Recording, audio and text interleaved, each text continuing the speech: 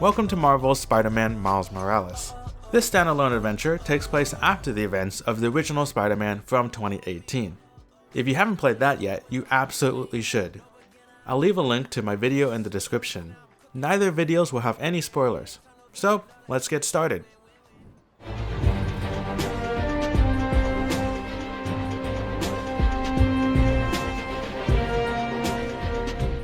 In his debut as the main character, Marvel's Spider-Man Miles Morales shines the spotlight on the young kid from Brooklyn. But as a newly minted superhero himself, he couldn't have asked for a better teacher. While crime fighting under his mentor's wing, he's picked up a few tricks of his own. You'll feel right at home playing as Miles, as his swinging mechanics feel just as good as Peter's, but with a few key visual differences which adds character to the young teenager. Miles swings with the carefreeness that I imagine Peter also did when he first started. His airborne flair is a display of raw talent, but his rough edges show he still has much to learn. This adventure takes place in the borough of Manhattan once again, but lets us see it through the eyes of the newcomer. Told through a series of missions, the story shows Miles' journey as he comes to terms with being a hero just as Peter did all those years ago. Juggling school, friends, and his family, Miles has his own life with his own set of responsibilities, ones that will inevitably collide with the moral burdens of being a superhero.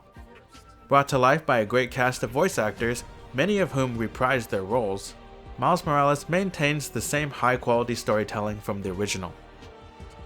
Taking place during the winter, Manhattan is blanketed under a fresh layer of snow, showing a different side of the city that's just as stunning to look at, complete with all the same graphical options found in the remastered Spider-Man from 2020, and a few extras.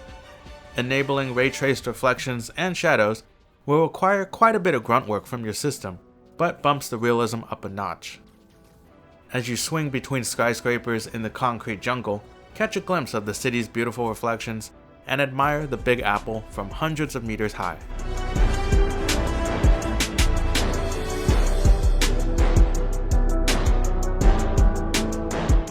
If the main menu is anything to go by, the music has been infused with revitalizing beats. The themes representing Miles capture both his courage and his love of hip-hop, with callbacks to the original Spider-Man's stoic heroism. It's easy to hear of his mentor's influence, but the music is also inherently Miles through and through. Compared to Marvel's Spider-Man, this entry has been considerably streamlined.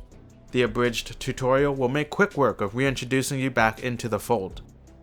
New York City is still the same open-world playground, but gone are some of the more tedious tasks, like descrambling radio towers. You'll still be able to fast travel, but it's not worth missing out on the awesome swinging. The number of collectibles have also been toned down, and the variety of tokens have been simplified from a handful down to 2. Stopping crimes and helping citizens through the Spider-Man app will earn you activity tokens, and scavenging for underground caches will yield tech tokens. All suits and tech upgrades can be purchased by using one or both of these tokens. If you're interested in learning more about Miles and his friends, engage in the handful of side quests and collect time capsules hidden across the city. A few more collectibles will become available as you progress through the story.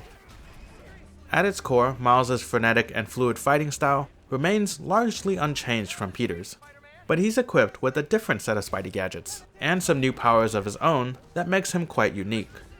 Attack, dodge, and execute finishers upon a handful of different enemies. The enemy variety isn't great, but the game is so short that it really doesn't matter. Although I did find enemy shooters to be a bit more competent this time around. If you need to, you can always switch between the 4 difficulty options at any time. As you complete missions and activities, spend the skill points you've earned to enhance your skills. Some of them won't be available until you reach a certain level, and others may be locked behind a set of trials created by Peter.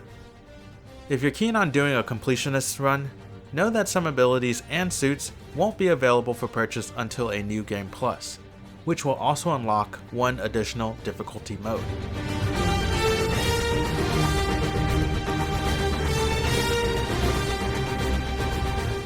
As a standalone expansion, I think even some of the most diehard Spidey fans will find themselves wanting more, because at its core it's very good, it's just a little short. At the end of an 8-hour story, I find myself at a similar crossroad. On one hand, I wanted the game to be longer, but not at the expense of a good experience. What we got was a complete story that develops Miles as a character, showing that more than anything, he just wants to make Peter proud, and become someone worthy of carrying Spider-Man's legacy. Along with some stylistic flair and visual flourishes, the music showcases Miles' personality, incorporating his love of hip-hop and the weight he must now bear. Underneath, much of the core game remains the same.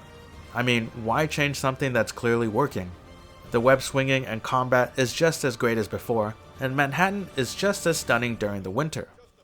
Miles' unique power keeps things fresh, and along with it comes a new set of skills and gadgets.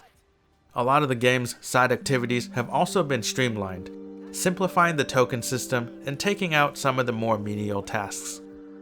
However, even with these improvements, for something that feels like a DLC turned into a last-minute standalone product, $50 was too high of an asking price for its console launch, and even more ridiculous for its PC port 2 years later.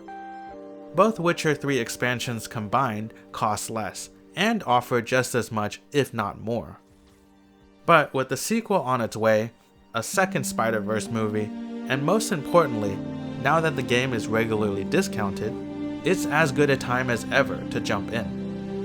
Marvel's Spider-Man Miles Morales is a game I highly recommend.